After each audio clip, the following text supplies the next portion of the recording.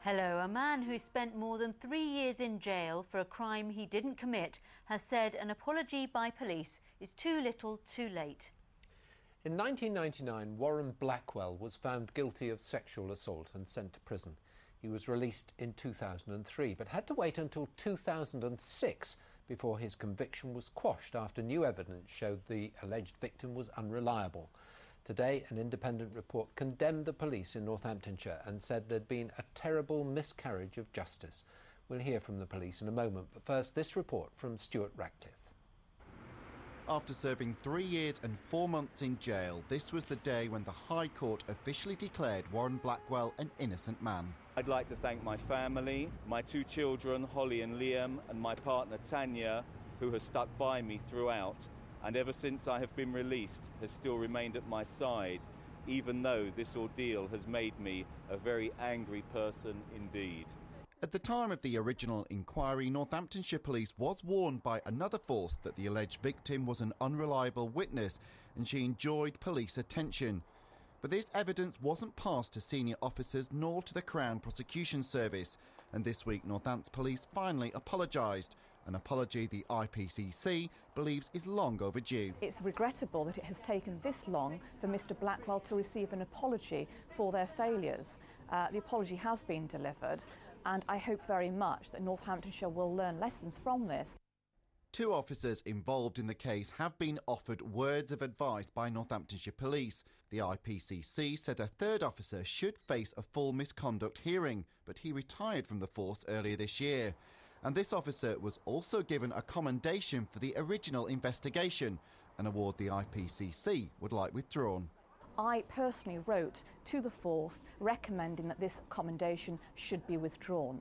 I don't think it's an investigation that Northamptonshire Police or any Chief Constable would want to hold up as an example of a good, let alone even acceptable, investigation.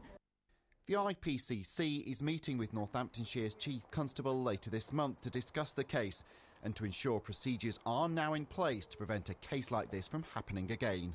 Stuart Ratcliffe, BBC Look East. Well, earlier I spoke to the Deputy Chief Constable of Northamptonshire Police, who told me he'd apologised personally to Mr Blackwell. I asked whether the failure to pass on the concerns about the alleged victim was down to incompetence or was on purpose. I don't think we'll know that in the absence of a full hearing, but the officer certainly, his position was that he acted in the best possible faith. So I think, if anything, it was probably a lack of knowledge on his part. But that said, the impact of it was such that we acknowledge it was a serious mistake. The IPCC said that actually 3 officers had a case to answer on misconduct grounds. One of those, I think the one you're referring to, has now retired. Why has it taken so long to actually deal with the officers concerned? Well, I think we need to look at the chronology of what's happened. Mr Blackwell complained in 2007, and the IPCC then took 2 years to investigate his complaints. We responded within a few months, and it took a further 6 months for the IPCC to agree our proposed course of action. So it did take a long time, but these events occurred 10 years ago, and they've been through a number of inquiries and appeals, so one has to put it in context. Obviously, the one who's retired is not going to face any action. What about the other ones? The other 2 have been given formal advice as to their conduct. You're quite right, the officer who's retired no longer works for the police, therefore he's not liable to any disciplinary action. You say the officers are going to have words of advice. That doesn't seem really strong enough, considering the gravity of this case. I think one has to bear in mind that it is 10 years on. The aim of the disciplinary system is both to punish and to facilitate learning. Lessons have been learned. We can't let it go unremarked. So, taking everything into account, we felt it was reasonable and proportionate that they receive words of advice rather than some more stringent disciplinary action.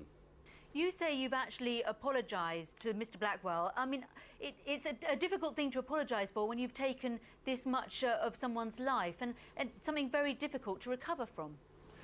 I agree. There is no way, there is nothing that can give Mr Blackwell the 3 years and 4 months he spent in prison for something he didn't do. and that's a source of great disappointment to me.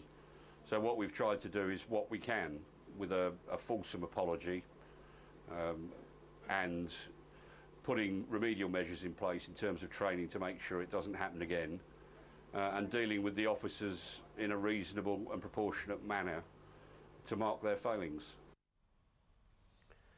A foreign out-of-hours doctor who killed a pensioner in Cambridgeshire has been struck off. It follows the death of 70-year-old David Gray, who was injected with 10 times the safe dose of a painkiller. Today, the General Medical Council said Dr. Daniel Ubani remained a risk to patients, but he will still be allowed to practice in Germany, his home country. For Dr. Daniel Ubani, there was only one outcome. At risk to patients, he had to be stopped.